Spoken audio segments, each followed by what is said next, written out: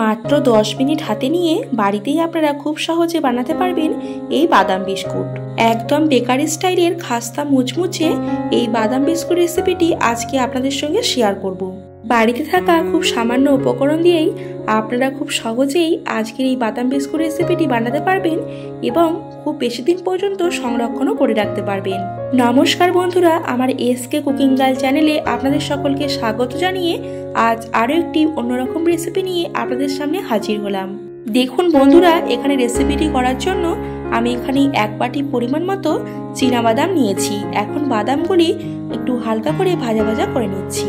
দেখুন এখানে শুকনো কলায় আমি বাদামগুলি দিয়ে দিলাম। এরপর কিছুক্ষণ নাড়াচাড়া করে নিয়ে একদম হালকা করে ভাজা ভাজা করে নিয়েছি।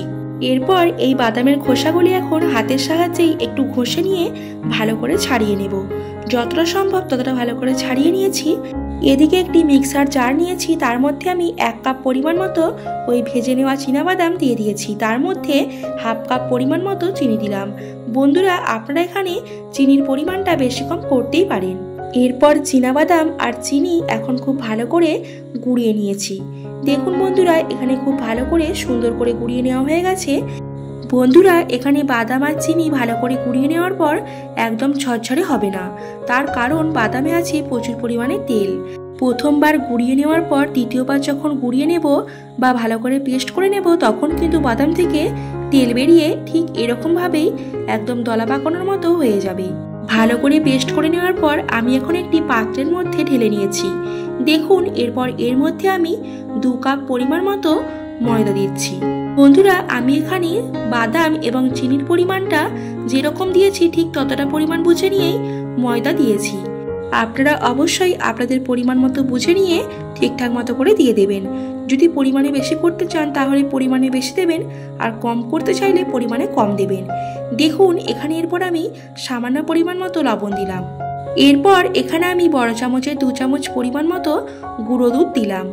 বন্ধুরা, এখানে কিন্তু গুঁড়ো দুধ বা মিল্ক পাউডার দিলে টেস্ট কিন্তু খুব সুন্দর হবে, তার জন্য 2 চামচ পরিমাণ মতো গুঁড়ো দুধ দিলাম। এরপর 1 চামচ পরিমাণ মতো বেকিং পাউডার দিলাম। এরপর এই সমস্ত উপকরণগুলি এখন খুব ভালো করে মিশিয়ে নিচ্ছি। দেখুন এই সমস্ত উপকরণগুলি এখন খুব ভালো করেই মিশিয়ে নিচ্ছি। এই ছোট ছোট যে গিট গিট দলা পাকানোগুলো আছে এই সমস্ত কিছু এখন ভালো করে মিশিয়ে নেওয়ার পর আমি এখানে বড় চামচের 4 থেকে 5 চামচ পরিমাণ মতো সাদা তেল বা রিফাইন অয়েল দিয়ে দিলাম। এরপর খুব ভালো করে মাখিয়ে নিয়ে আমি এখন ময়ান দিয়ে দেব।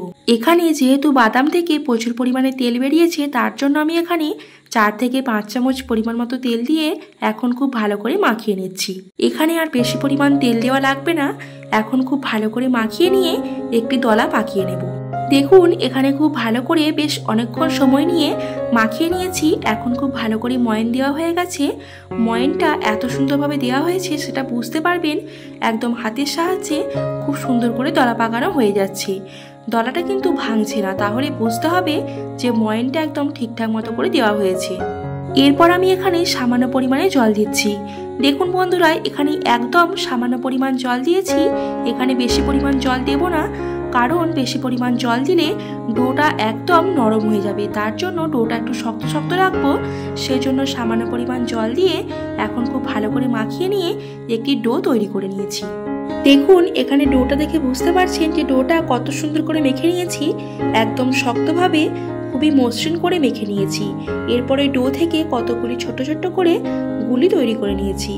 এখন এগুলি আমি নিজের মতো করে শেপ করে নিচ্ছি। এখানে আপনারা অবশ্যই আপনাদের নিজেদের পছন্দ মতো করে একটি নিজস্ব ডিজাইন করে নেবেন। আমি এখানে একটু চ্যাপ্টা করে ডিজাইন করে নিচ্ছি। দেখুন এখানে বাড়তি চীনাবাদামগুলি আমি হালকা করে একটু ভাঙা ভাঙা করে নিয়েছিলাম, যাতে করে আমি এই বিস্কুটের ওপরের মধ্যে দিতে পারি। তার জন্য একটু ভাঙা ভাঙা করে নিয়ে খুব সহজেই বিস্কুটের ওপরে দিতে পারছি। তার জন্য দেখুন এখানে প্রতিটি গুলি একদম হাতের সাহায্যে একটু গোল করে চ্যাপ্টা করে নিচ্ছি এবং ওই চীনাবাদামের মধ্যে একটু হালকা করে চেপে বসিয়ে দিচ্ছি। তাহলেই কিন্তু ওই চীনাবাদামগুলি একদম গায়ে আটকে যাচ্ছে। খুব সহজেই দেখতেও খুব সুন্দর লাগছে এবং খেতেও কিন্তু খুব সুন্দর লাগবে। এখন আমি একটি বাটার পেপার নিয়েছি একটি পাত্রের ওপরে, তার মধ্যে খুব সুন্দর করে সাজিয়ে নিয়ে এক একটি করে বিস্কুট দিয়ে দিচ্ছি। এরপর আমি ওই বিস্কুটগুলি সাজিয়ে নেওয়ার পর এদিকে গ্যাসের ওভেন জ্বালিয়ে দিয়ে কড়াই বসিয়ে দিয়েছি। দেখুন কড়াইয়ের মধ্যে একটি স্ট্যান্ডও দিয়েছি। এখন কড়াইটা কিন্তু গরম হয়ে গেছে। এরপর আমি ওই পাত্রটি ওই স্ট্যান্ডের উপরে বসিয়ে দিয়ে কিছুক্ষণের জন্য ঢাকা দিয়ে রাখবো। আমি এখানে প্রথমে 4 থেকে 5 মিনিট মতো ঢাকা দিয়ে রাখবো, তারপর একটু চেক করে নেব, দেখবো ঠিকঠাক মতো হচ্ছে কিনা। তারপরেও যদি টাইম লাগে তাহলে আরো 2 মিনিট ঢাকা দিয়ে রাখলেই একদম ঠিকঠাক মতো করে হয়ে যাবে। দেখুন এখন খুব ভালো করে ঢাকা দিয়ে দিয়েছি। এরপর ওই ছিদ্রটি বন্ধ করে দেব, না হলে কিন্তু ভাপ বেরিয়ে চলে আসবে। তার জন্য একটি লবঙ্গ নিয়েছি, যাতে করে আর বাষ্প না বেরোতে পারে ওই ছিদ্রটি বন্ধ করে দিয়েছি। বন্ধুরা এখানে মোটামুটি 7 থেকে 8 মিনিট মতো একটু সময় নিয়ে বেশ কিছুক্ষণ ঢাকা দিলেই কিন্তু একদম ঠিকঠাক মতো করে হয়ে যাবে। 7 থেকে 8 মিনিট পর এখন ঢাকা খুলে দিয়ে দেখুন হালকা ফুলে উঠেছে এবং দেখতে কতটা সুন্দর হয়েছে, একদম ঠিকঠাক মতো করে হয়ে গেছে। যেহেতু গরম আছে তার জন্য আমি এখানে একটি চামচের সাহায্যেই হালকা করে তুলে নিয়ে একটি পাত্রের মধ্যে রেখে দিচ্ছি। বন্ধুরা আপনারা খুব সহজেই এরকম ভাবে বাদাম বিস্কুট বানিয়ে সংরক্ষণ করে রাখতে পারবেন। খেতে কিন্তু দারুণ হয়, একদম খাস্তা মুচমুচে। অবশ্যই বাড়িতে একবার বানিয়ে দেখবেন, আশা করি ভালো লাগবে। বাড়ির বাচ্চা থেকে বড় সকলেই কিন্তু পছন্দ করবে। এইভাবে কৌটোতে করে আপনারা খুব সহজেই সংরক্ষণ করে রাখতে পারবেন। তাহলে বন্ধুরা আজকের রেসিপিটি কেমন লাগলো অবশ্যই কিন্তু কমেন্ট করে জানাবেন, এবং আমার নতুন নতুন রেসিপিগুলি দেখার জন্য আমার চ্যানেলটিকে সাবস্ক্রাইব করে আমার পাশে থাকবেন। আজকের রেসিপিটি ভালো লাগলে অবশ্যই ছোট্ট করে একটি লাইক করে দেবেন। বন্ধুরা আপনারা সকলে ভালো থাকবেন, সুস্থ থাকবেন। আবার দেখা হচ্ছে পরের দিন নতুন কোনো একটা রেসিপি নিয়ে।